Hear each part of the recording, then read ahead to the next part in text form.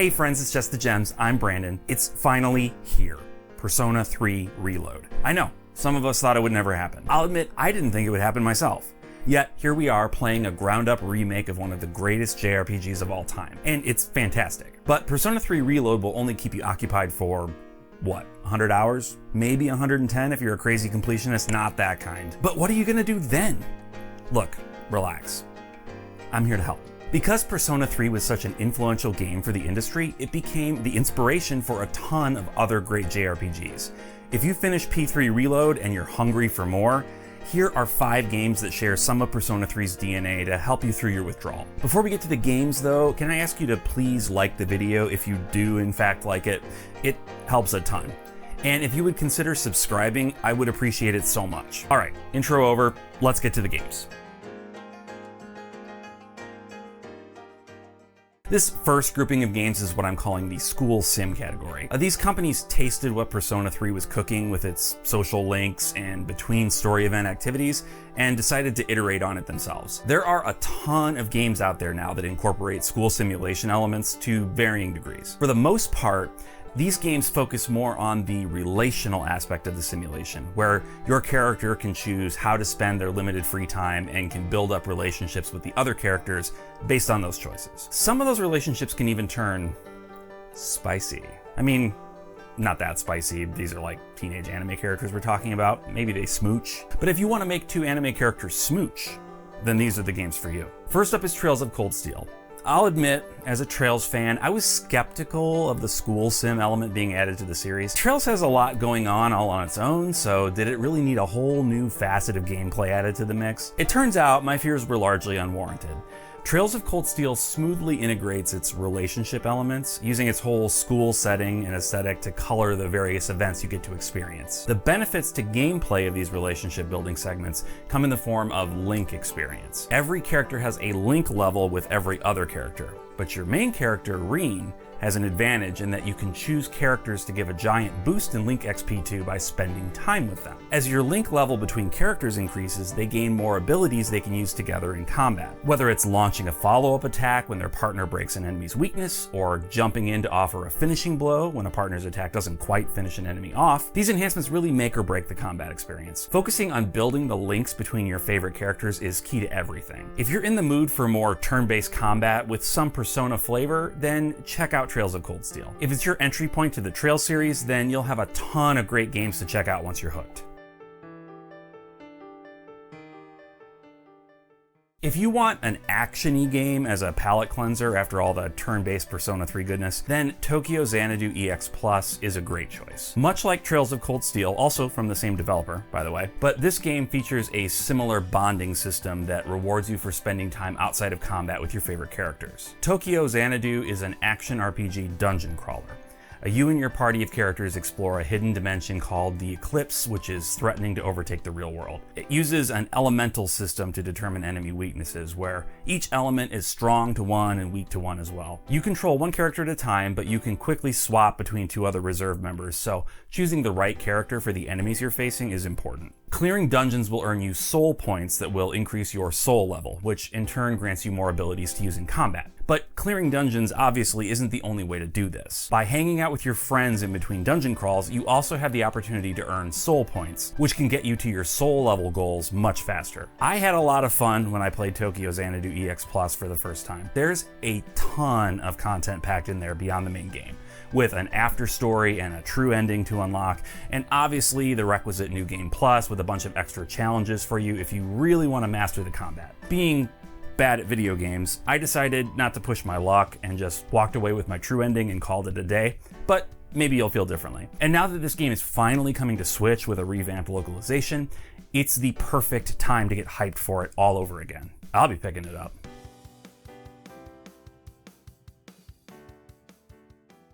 The influence of Persona 3 stretches beyond turn-based and even action RPGs into the realm of tactical RPGs with Fire Emblem Three Houses. While Fire Emblem games have had bonding elements for some time, Three Houses brought the school setting along for the ride, fully completing the Persona circle of influence. And while I know that Three Houses is a divisive entry in the series, it's still worth exploring. Honestly, even saying Three Houses is divisive is kind of redundant. Everything is divisive nowadays. I think something broke in our collective human consciousness. It's all online warfare over every single thing. Is that exhausting to anyone else? It's so exhausting to me. Anyway, I'm not here to rant. I'm here to talk about games with shared DNA from Persona 3, so let's do it. Fire Emblem Three Houses allows almost all of your characters to bond with each other and with your main character. By increasing this bond level, by spending time with various characters outside of battle, at least in the case of your main character Byleth, you improve their combat abilities when you fight near each other. There are a bunch of different ways to improve your bond level with other characters beyond just spending time with them too. You can give them gifts, you can cook meals together, you can have tea parties and go to choir practice. Some of these things seem inappropriate in the context of a teacher and a student, also considering you can marry some of them, but you know, whatever. The bonding and between battle segments really took the spotlight in Three Houses, which I think is what led to some of the aforementioned divisiveness. But if you're in the mood for some more Persona-style school social links, then this game has you covered and then some.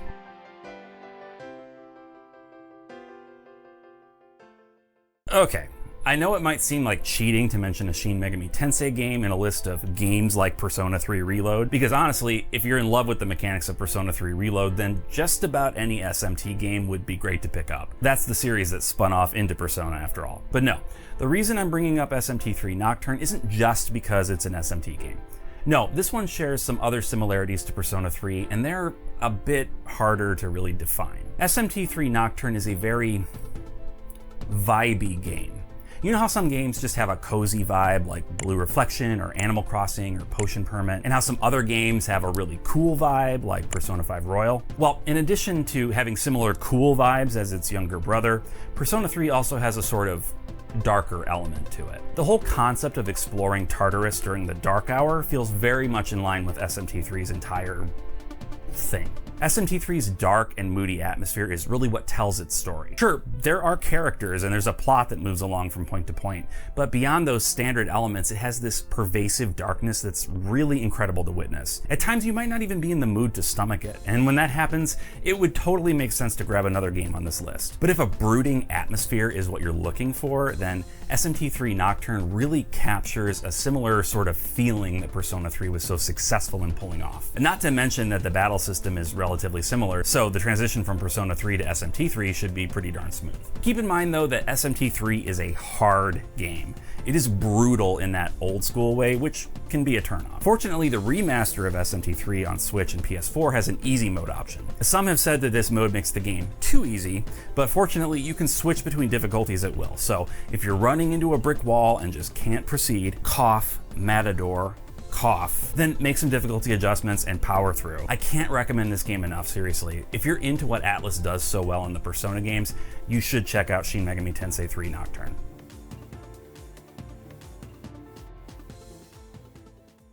To end this list, and to quote Monty Python, and now for something completely different. Well, maybe not completely, you'll see what I mean. The game Catherine, originally released on the PS3 and the Xbox 360 in 2011. It was a completely bizarre puzzle game where you play as a man in his underwear carrying a pillow with sheep horns on his head, and you have to push and pull boxes to climb a tower to keep an evil butt from devouring you. Okay, maybe that's a bit reductive, but it's also not untrue. See, Catherine was this wholly unique experience in video games, a story-based game with some visual novel elements that dared to tell a mature story. An actually mature story, not just one with nudity and violence. About relationships and fidelity and the potential for darkness inside everyone. It's also goofy as heck and just a complete trip to play. You play as Vincent, a guy who's been in a relationship with a woman named Catherine, with a K, for several years. She wants to get married, but he's afraid to commit. He spends most of his free time hanging at the bar with his buddies. One night, a younger woman starts flirting with him. Turns out her name is also Catherine, with a C, and Vincent ends up taking her home with him. He doesn't really remember all the events that transpired, but that night he has a terrifying dream. In the dream, he's mostly naked and finds himself having to climb a tower filled with traps. Something is chasing him, and if he doesn't hurry, he's going to die. It turns out this is a phenomenon that's not just happening to him, but men all over are dying in their sleep, and experts are naturally baffled. He encounters these other men as he climbs. Some of them will even try to take advantage of him to let him die so that they can survive. These other men are all in the form of sheep, for some reason. It's all very, very strange. This is a puzzle game, but it requires very quick reflexes and fast thinking. A layer of the tower will collapse into the void at regular intervals, so you have to keep moving upward. It's a super addictive gameplay loop, and it became popular enough that people started playing it competitively. Now, that's not for me because, again, bad at video games, right? But I'm good enough to get through the story, and that's what most of you will want to stick around for. So, why do I mention Catherine in a list like this when it's so different from Persona 3 Reload? Well, Catherine was made by the Persona 3 and 4 team, including some of the big players like Shoji Meguro on music and Shigenori Soejima on character design. They wanted to tell a story about grown-ups for grown-ups, and they succeeded. In more recent years, the game received a remaster called Catherine Full Body, which adds a new Catherine, with a Q this time, I mean, come on. And it's very much worth picking up, even if you've already 100% of the original Catherine. Anyway, those are my picks for games like Persona 3 Reload. What do you think? Any games I should consider adding to this list? Let me know down in the comments. And once again, if you consider liking and subscribing, I would really appreciate it. I'm also doing a Patreon now, so if you've got a couple bucks burning a hole in your pocket and you'd be interested in early access to videos and a members-only Discord, check that out in the description too. Anyway, with that, until next time. Bye.